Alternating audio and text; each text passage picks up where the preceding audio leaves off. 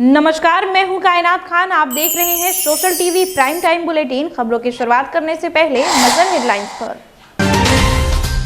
SSP की सक्रियता से टल गया सांप्रदायिक तनाव। पूर्व डिप्टी मेयर की दबंगई पर भड़के लोग, बैठक के बाद मान गए दोनों पक्ष।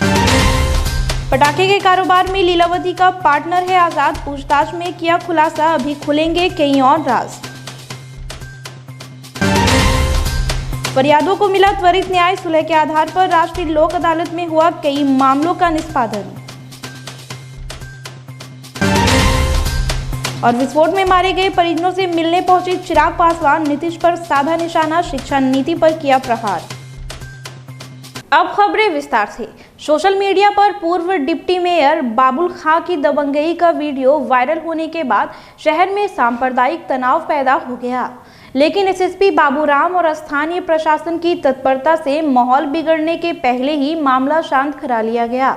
वहीं शनिवार को ततारपुर थाने में शांति समिति की बैठक आयोजित कर दोनों पक्षों के बीच मेल मिलाप करा दिया गया। दोनों पक्ष एक दूसरे से गले मिले और सांप्रदायिक सद्भाव बनाने में सहयोग का आश्वासन दिया। आरोपी बाबुल खान ने हाथ जोड़कर लोगों से माफी मांगी और घटना के लिए खेद व्यक्त किया। बताया जाता है कि मादक पदार्थों की खरीद बिक्री और सेवन का विरोध करने पर पूर्व डिप्टी मेयर और उनके सहयोगियों ने ततारपुर में लालबाग के एक घर में घुसकर बाप बेटे को मारकर घायल कर दिया। विरोध में आक्रोशित लोगों ने परबत्ती चौक पर टायर जलाकर सड़क जाम कर दिया। डिप्टी मेयर की गिरफ्तारी की मांग के समर्थन में भाजपा जिला अध्यक्ष रोहित पांडे भी कई भाजपा नेताओं के साथ धरने पर बैठ गए। मामला बढ़ते देख एसएसपी ने सिटी एसपी स्वर्ण प्रभात, डीएसपी गौरव कुमार के साथ घटना स्थल पर पहुंचकर मामला शांत करा दिया। दोनों जो परिवार हैं, जो एग्रीव परिवार हैं, उनसे बात भी किया गया और दोनों के घर भी प्रशासन विजिट किया और दोनों को आश्वासन दिया कि हम लोग त्वरित कार्रवाई करेंगे। और आज उसी के उपलक्ष्य में हम लोग शांति समिति की मीटिंग यहाँ पे बुलाई गई और जो संवाद में जो भी हडल था, जो मिसकम्युनिकेशन था दोनों परिवार में, और समाज को यहाँ पे बैठाया गया और आज बहुत पॉजिटिवली दोनों समाज, दोनों एग्रीव्ड फैमिली जो है वो यहाँ पे निष्कर्ष पे पहुँची और कहीं ना कहीं एक जो मिसकम्युनिकेशन था उसको पूरे समाज ने उस मिसकम्युनिकेशन को हटाया। भागलपुर बम धमाके के मास्टरमाइंड आजाद ने पूछताछ में स्वीकार किया है कि पटाखे के व्यवसायी में वो भी लीलावती का पार्टनर था। हालांकि कई ऐसे सवाल हैं जिसकी जानकारी वह पुलिस को नहीं दे रहा है। घटना के बाद वह घटनास्थल पर क्यों नहीं पहुंचा, जबकि उसका काफी नुकसान हुआ था। उसका धंधा पटाखे के बारूद तक ही सीमित था या लीलावती की आड़ में विस्फोटक सामग्रियों की खरीद फरोख्त भी करता था। एक अन्य आरोपी नवीन मंडल ने भी बयान में आजाद द्वारा पटाखा व्यवसाय में संलिप्त होने की पुष्टि की है। आशीष के घर में बने तहखाने से जो कंटेनर बरामद हुआ है उसका उपयोग किस काम के लिए किया जाता है, बरामद बारूद की कितनी इंटेंसिटी है, इन सब का खुलासा एफएसएल की रिपोर्ट आने के बाद ही हो सकेगा। नवीन मंडल ने यह भी स्वीकार किया है कि घटना के दिन उसके घर में 40 पेटी तैयार लहसुनिया पटाखे और काफ़ी मात्रा में बारूद भी था। पुलिस का मानना है कि तंग जगह में काफ़ी मात्रा में बारूद रखने की वजह से विस्फोट काफ़ी शक्तिशाली था। अभी तक जो बात सामने आई है, मोहल्ले के जितने भी लोगों ने बताया है, एफएसएल, बीडीएस, एटीएस, दूसरी टीमें जो जांच में यहाँ आई हैं और जो लोग गिरफ्तार हुए हैं उन्होंने जो बयान दिए हैं, अभी तक की सारी जांच से यही लगता है कि यहाँ भारी मात्रा में पटाखे बनाने का काम हो रहा था और पटाखे और बारूद स्टोर था, जिसमें किसी कारणवश एक घर में पटाखे में विस्फोट हुआ और क्योंकि दूसरे जो पड़ोसी महेंद्र मंडल का घर था वो भी एकदम सटे हुए था, तो उसमें भी भारी मात्रा में पटाखे और बारूद था और वहाँ पे भी तुरंत ही विस्फोट हुआ, जिसमें दोनों विस्फोट में सीसीटीवी का फुटेज हमने देखा है तो 1 सेकंड से कम का अंतराल है। ऐसा लगता है कि एक के बाद एक दोनों जगह 2 ब्लास्ट हुए हैं और ऐसा लगता है कि इस ब्लास्ट के इम्पैक्ट के कारण ही, क्योंकि मकान बहुत पुराने और जर्जर थे तो मकान गिर गए। भागलपुर व्यवहार न्यायालय परिसर में राष्ट्रीय लोक अदालत का उद्घाटन जिला सत्र न्यायाधीश शिव गोपाल मिश्रा, जिलाधिकारी सुब्रत कुमार सेन और प्रिंसिपल जज के द्वारा सामूहिक रूप से किया गया। राष्ट्रीय लोक अदालत में आपराधिक, बैंक ऋण, विद्युत मामले तथा उपभोक्ता फोरम से जुड़े कई मामलों का निष्पादन सुलह के आधार पर किया गया। मामलों की सुनवाई के लिए भागलपुर में 17 बेंच, नवगछिया में 6 और कहलगांव में 1 बेंच लगाए गए थे। सुनवाई के दौरान सत्र न्यायाधीश अतुलवीर सिंह, सिविल सर्जन, न्यायिक पदाधिकारी, सीजीएम, एसीजेएम, रेलवे मजिस्ट्रेट के अलावे चिकित्सक, समाजसेवी और अधिवक्ता शामिल थे। आपको बताते चले कि इस वर्ष लगने वाला यह पहला राष्ट्रीय लोक अदालत है। लोजपा रामविलास के राष्ट्रीय अध्यक्ष चिराग पासवान शुक्रवार की शाम विस्फोट में मारे गए लोगों के परिजनों से मिलने काजवली चक पहुंचे। पीड़ित परिजनों से मिलने के बाद उन्होंने पत्रकारों से कहा कि सरकार और जिला प्रशासन को कायदे और कानून से ऊपर उठकर काम करने की जरूरत है। चिराग ने राज्य में विधि व्यवस्था को लेकर सवाल उठाते हुए कहा कि मुख्यमंत्री खुद गृह मंत्री भी हैं, लेकिन अपराध का ग्राफ बढ़ता ही जा रहा है। उन्होंने कहा कि बिहार के सरकारी स्कूलों में शिक्षा व्यवस्था चौपट हो गई है। छात्र खुले आसमान के नीचे जाड़ा, गर्मी और बरसात में पढ़ने पर मजबूर हैं। नीतीश को निशाने पर लेते हुए उन्होंने कहा कि जब तक बिहार में नीतीश कुमार मुख्यमंत्री रहेंगे, तब तक भ्रष्टाचारी अपने भ्रष्टाचार में संलिप्त रहेंगे और सिस्टम नहीं सुधरेगा। उनके साथ प्रदेश अध्यक्ष राजू तिवारी, पार्टी के राजेश वर्मा, अमर कुशवाहा, मृणाल शेखर, संगीता तिवारी सहित पार्टी के अन्य नेता व कार्यकर्ता मौजूद थे। व्यवस्था नहीं होगी। बच्चियां पढ़ रही हैं, दिल्ली में पढ़ाई कर रही हैं, युवक हैं वो पढ़ाई कर रहे हैं, स्कूल हैं, कॉलेज हैं। 3 साल की एक बच्ची है जिसकी माँ अभी भी मायागंज, वहाँ पे जो अस्पताल है वहाँ पे अभी भी भर्ती हैं। उनके भविष्य का कौन देख रहा है? इसीलिए आप सबके माध्यम से आज माननीय मुख्यमंत्री नीतीश कुमार जी को पत्र के माध्यम से भी मैंने आग्रह किया है कि सबसे पहले, और इसमें अगर आपको आधार बनाना है, मानवता को बनाइए, नैतिकता को आधार बनाइए, इंसानियत को आधार बनाइए।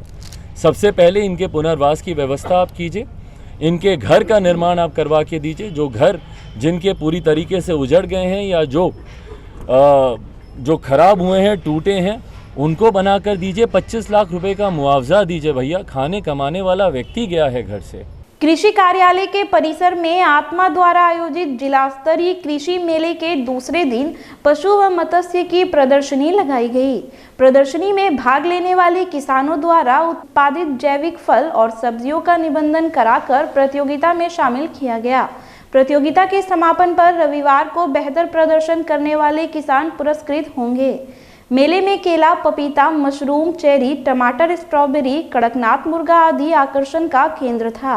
इस अवसर पर जिलाधिकारी ने आत्मा द्वारा प्रकाशित किसान कैलेंडर का लोकार्पण और नवाचार किसानों की सक्सेस स्टोरी का सीडी विमोचन भी किया। जिले के उत्कृष्ट और अग्रणी किसानों को सम्मानित कर उन्हें प्रोत्साहित भी किया गया। मौके पर जिला कृषि पदाधिकारी कृष्णकांत झा, उप परियोजना निदेशक प्रभात सिंह, अधिकारी व किसान मौजूद थे। इसमें एग्रीकल्चर एवं एलाइड एक्टिविटीज़, चाहे वो मत्स्य पालन हो, कुक्कुट पालन हो या अन्य भी जो गतिविधियां होती हैं कृषि से जुड़ी हुई, उनकी प्रदर्शनी लगी है। जिन किसानों ने अच्छा प्रदर्शन किया है, यहाँ की जो आत्मा की टीम है और जिला कृषि कार्यालय है, वो लगातार अच्छा काम कर रही है। राज्य स्तर पर, राष्ट्रीय स्तर पर भी रिकॉग्निशन मिल रहा है। तो वो हम लोगों का प्रयास है कि जो नई टेक्नोलॉजी आ रही है, जो नए शोध हो रहे हैं, उनको हम लोग किसानों तक पहुंचाएं। किसान ज़्यादा से ज़्यादा संख्या में नई तकनीक से अवगत हो और अपनी जो पैदावार है उसको बढ़ाएं और अपने परिवार की आर्थिक स्थिति को और सुदृढ़ करें। बिहार बटालियन के एनसीसी कैडेटों ने शनिवार को बी सर्टिफिकेट का प्रैक्टिकल टेस्ट दिया, जिसमें 370 छात्र और छात्राएं शामिल हुए। परीक्षा में Marwari college, BN college, ITI Barari college, Murarka college, Sabour college, Tarar college, Sultanganj और कहलगांव की छात्र छात्राएं शामिल हुई। एनसीसी की 2 साल ट्रेनिंग के बाद इन कैडेटों का राइफल, एमआर टेस्ट, एफसीबीसी कम्युनिकेशन का टेस्ट लिया गया। इस दौरान कमांडिंग अधिकारी कर्नल जीसी लोहानी, कर्नल दास, पर्सन मेजर प्रकाश जगदाले, सूबेदार एमबी राणा और कई एनसीसी कैडेट मौजूद थे। नाथनगर स्थित सिपाही प्रशिक्षण महाविद्यालय में रिटायर होने वाले जवानों के सम्मान में विदाई समारोह का आयोजन किया गया। समारोह में सेवानिवृत्त जवानों को अंगवस्त्र और माला पहनाकर उन्हें विदाई दी गई, जबकि प्रशिक्षु सिपाहियों को सम्मानित किया गया। कुछ दिन पूर्व हुए पुलिस पब्लिक वाद विवाद, सांस्कृतिक कार्यक्रम, फुटबॉल मैच, वॉलीबॉल, क्रिकेट, रक्तदान, हाफ मैराथन दौड़ सहित कई अन्य प्रतियोगिता के सफल प्रतिभागियों को प्रशस्ति पत्र व मेडल देकर पुरस्कृत किया गया। जदयू प्रदेश व्यावसायिक प्रकोष्ठ के प्रदेश अध्यक्ष कमल नोपानी का भागलपुर जाने के दौरान सुल्तानगंज में गर्मजोशी के साथ स्वागत किया गया। सांसद प्रतिनिधि पवन केसान के नेतृत्व में शनिवार को अनिल वैद्य ने अंगवस्त्र एवं बुके देकर स्वागत किया। नोपानी ने कहा कि व्यवसायियों की समस्या से वे मुख्यमंत्री नीतीश कुमार को अवगत कराएंगे। इस दौरान जदयू प्रवक्ता मनोज सिंह, अजय सिंह, दीपक सिंह समेत अन्य कार्यकर्ता मौजूद थे। Eastern Bihar chamber of commerce चुनाव की शुरुआती प्रक्रिया शुरू हो गई है। प्रत्येक 3 वर्ष पर होने वाला चुनाव इस वर्ष 21 मार्च को होगा। मारवाड़ी समिति के अध्यक्ष श्रवण कुमार बाजोरिया ने बताया कि चुनाव में 2 दल होते हैं। दोनों खेमे में 24 सदस्य होते हैं। जिस खेमे के लिए 12 से ज्यादा मतदान होता है वह टीम 3 साल के लिए कार्य करती है। इस मतदान में इस बार नाथनगर और नवगछिया को भी जोड़ा गया है। फाल्गुनी उत्सव कार्यक्रम के तहत गौशाला प्रांगण में श्री श्याम प्रभु की निशान शोभा यात्रा 14 मार्च को निकाली जाएगी। श्री श्याम प्रभु की ज्योति एवं भजन संकीर्तन के साथ भंडारा प्रसाद का आयोजन किया जाएगा। संस्थान के प्रबंध न्यासी प्रभात केजरीवाल ने बताया कि शोभा यात्रा गौशाला से 14 मार्च की सुबह 8 बजे नगर भ्रमण करते हुए खाटू मंदिर पहुंचेगी।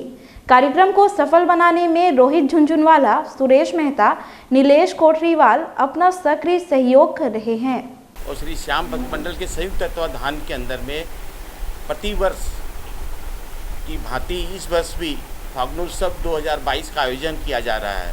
14 और 15 मार्च को 14 मार्च को श्री गौशाला से प्रातः 8 बजे हमारी निशान यात्रा निकलेगी, जिसमें हमारे शहर के महिला और पुरुष पूरी नगर भ्रमण करते हुए कोतवाली, जिसका रूट होगा कोतवाली चौक से स्टेशन चौक DN सिंह रोड होते हुए खलीफा बाग और पुनः ये मदुरजा स्थित आकर श्री श्याम के चरणों में वो अपने निशान को अर्पित करेंगे। फिलहाल खबरों में इतना ही। अब मुझे दीजिए इजाजत। नमस्कार।